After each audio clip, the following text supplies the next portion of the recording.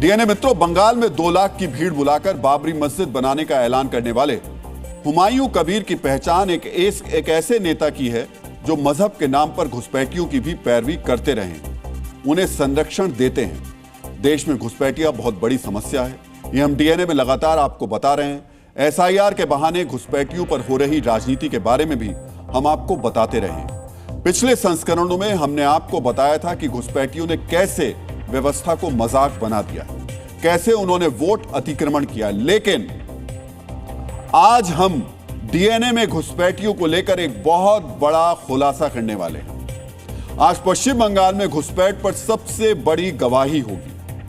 आज आपको पता चलेगा यह मात्र वोट में घुसपैठ का मुद्दा नहीं है, इससे कहीं ज्यादा गंभीर समस्या है। यह हमारे और आपके अधिकारों पर अतिक्रमण का विषय है। ये घुसपैठिए सिर्फ राजनीतिक परिवर्तन में ही अवैध योगदान नहीं दे रहे हैं, बल्कि देश का मूल चरित्र बदलने वाली बहुत ही महीन साजिश भी कर रहे हैं। इसीलिए आज हम घुसपैठियों की सभ्यता बदलने वाली साजिश का डीएनए टेस्ट करेंगे। लेकिन उससे पहले हम आपको 2 तस्वीरें दिखाना चाहेंगे। एक तरफ उत्तर प्रदेश के मुख्यमंत्री योगी आदित्यनाथ की तस्वीर है, दूसरी तरफ पश्चिम बंगाल की मुख्यमंत्री ममता बनर्जी। दोनों बड़े राज्यों में मतदाता सूची को शुद्ध किया जा रहा है। दोनों ही राज्यों में बांग्लादेशी घुसपैठिए हैं। उत्तर प्रदेश के मुख्यमंत्री ने आज स्पष्ट कहा कि सभी घुसपैठियों को चिन्हित किया जाएगा, उन्हें अस्थायी डिटेंशन सेंटर में रखा जाएगा और फिर तत्काल वापस भेज दिया जाएगा। तो वहीं ममता बनर्जी उस एसआईआर के विरुद्ध खड़ी हैं, जिसके कारण ऐसे घुसपैठिए बाहर आ रहे हैं जो बरसों से पश्चिम बंगाल में रह रहे हैं, जो भारतीयों के अधिकारों में घुसपैठ कर चुके हैं। अब जब एसआईआर हो रहा है तो ऐसे ही अतिक्रमणकारी घुसपैठिए बाहर निकलने शुरू हो गए। भारत बांग्लादेश के हकीमपुर बॉर्डर पर 5 दिनों से घुसपैठिए बैठे हुए हैं। 150 से 200 के करीब ये लोग हैं। ये कई साल से अवैध तरीके से यहां पर रह रहे थे। एसआईआर शुरू होने के बाद पकड़े जाने का जब इनको डर हुआ तो वापस जाने के लिए ये जमा हो गए। डीएनए मित्रों, जी न्यूज की टीम ने जब इनसे बात करने की कोशिश की तो ज्यादातर लोगों ने बोलने से मना कर दिया, लेकिन एक घुसपैठिए ने जो कहा वो समूची व्यवस्था पर सवाल है। उसने बताया कि वो 4 साल से कोलकाता में रह रहा है और किसी ने उसे आज तक कुछ नहीं कहा, उससे कुछ नहीं पूछा। आप भी घुसपैठियों की पहली गवाही बहुत ध्यान से सुनिए।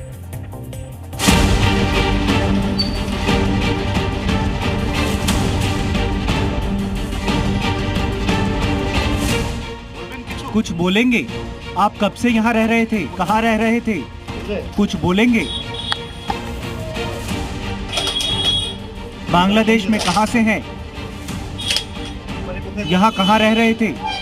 कोई भी बांग्लादेशी कुछ भी बोलने को तैयार नहीं है। कितने समय से यहाँ रह रहे थे? 4 साल से यहाँ रह रहा था। यहाँ क्या करने आए थे? किस बॉर्डर से आए थे?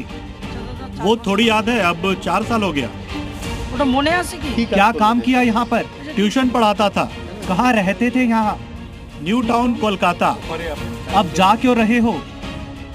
ये हमारा देश नहीं है ना, इसलिए हमें जाना पड़ेगा अपने देश। डीएनए मित्रों, आपने ध्यान दिया होगा, जो लड़का बोल रहा था उसने स्पष्ट कहा कि वो बांग्लादेश में मदरसे का टीचर था, वहां से कोलकाता आया और इस्लामी ट्यूशन पढ़ाने लगा। पीरियोडिक लेबर फोर्स सर्वे के मुताबिक पश्चिम बंगाल में बेरोजगारी दर करीब 10% है। लगभग 12 से 15 लाख युवा बेरोजगार हैं। उन्हें नौकरी नहीं मिल रही है। वो काम की तलाश में बंगाल से बाहर जा रहे हैं, लेकिन एक बांग्लादेशी घुसपैठिया उनके रोजगार में घुसपैठ कर रहा है। वो मुस्लिम बस्तियों में ऐसा घुल मिल गया जैसे ये हिंदुस्तानी हो।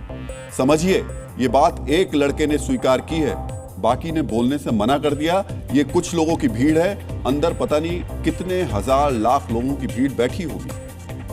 हमारे संवाददाता को शाहिल शेख नाम के एक शख्स ने ऑफ कैमरा बताया कि वो 2 साल से भारत में रह रहा है। उसके पास बांग्लादेश का वोटर आईडी कार्ड भी है। वो चोर रास्ते से भारत में दाखिल हुआ। साहिल शेख की तरह कई बांग्लादेशी हैं जिन्होंने घुसपैठ की, जो 2 साल, 4 साल, 10 साल से भारत में अवैध तरीके से रह रहे हैं, यहीं कमा रहे हैं। हम आपको कुछ और घुसपैठियों की गवाही सुनाते हैं कि वो किस तरह से पश्चिम बंगाल में अपने को सुरक्षित महसूस कर रहे थे।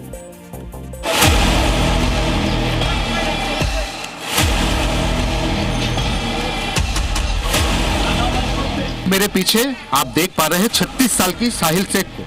साहिल शेख कबूल किया है कि कोलकाता के दमदम इलाके में पिछले 2 साल से वो रह रहा है।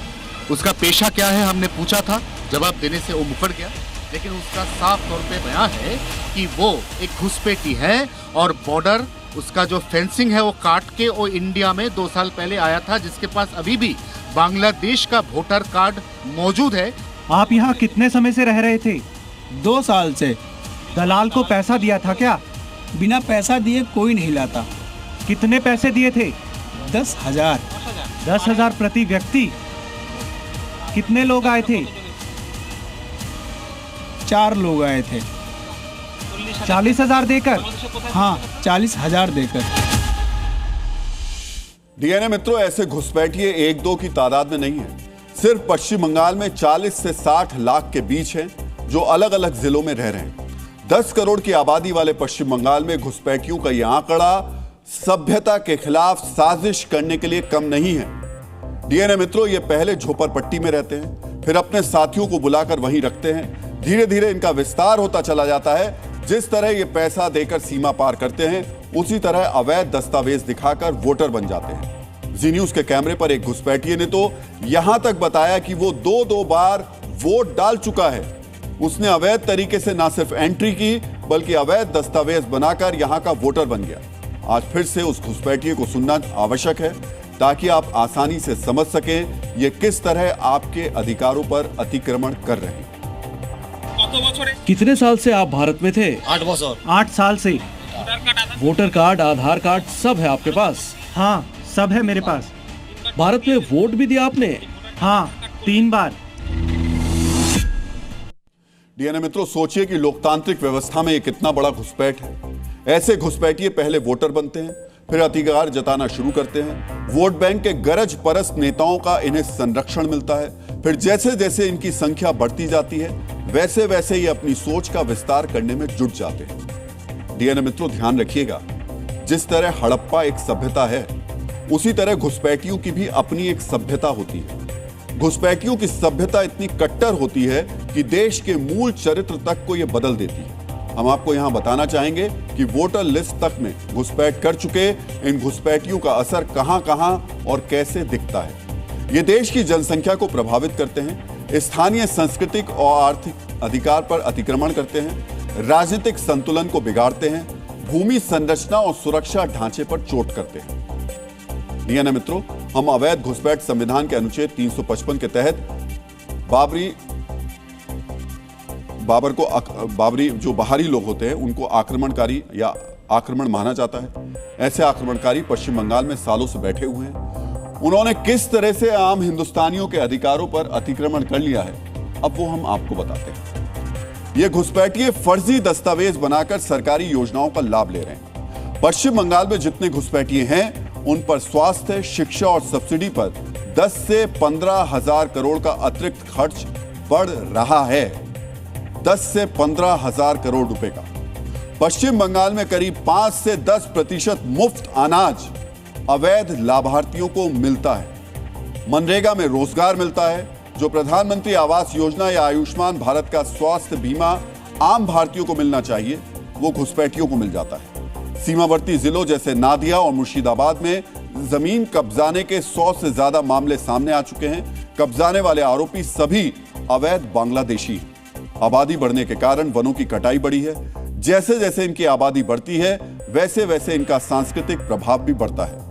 बस्तियों में बांग्लादेशी रीति रिवाज हावी हो जाता है। वहां के भोजन, वेशभूषा, विवाह पर बांग्लादेशी असर दिखाई देने लगता है। स्थानीय भाषा कमजोर हो जाती है। घुसपैठिए कम पैसे पर काम करने के लिए तैयार हो जाते हैं। इससे स्थानीय कारीगर प्रभावित होते हैं। डीएनए मित्रों, जैसे जैसे इन घुसपैठियों की संख्या बढ़ती है, वैसे वैसे ही अपने सांस्कृतिक अतिक्रमण का विस्तार भी करते हैं। आपको याद होगा, इसी साल दुर्गा पूजा में पश्चिम बंगाल के कई पंडाल में यह लिखकर टांग दिया गया था कि नमाज के वक्त लाउड स्पीकर बंद रहेगा। पश्चिम बंगाल के हावड़ा में सरकारी अस्पताल की 3000 वर्ग फुट जमीन पर अवैध मस्जिद बना दी गई।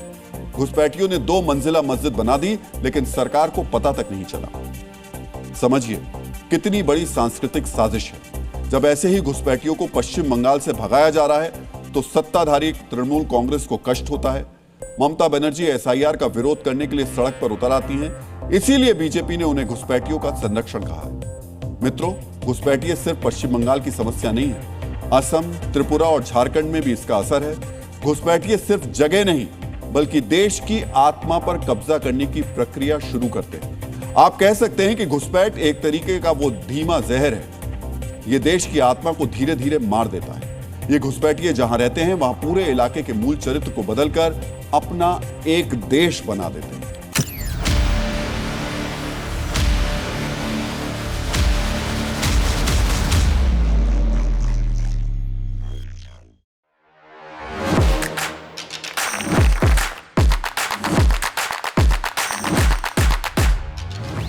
Please welcome Dr. Subhash Chandra. And habit can be micro, macro, 66 times if you repeat the same thing, it becomes your habit.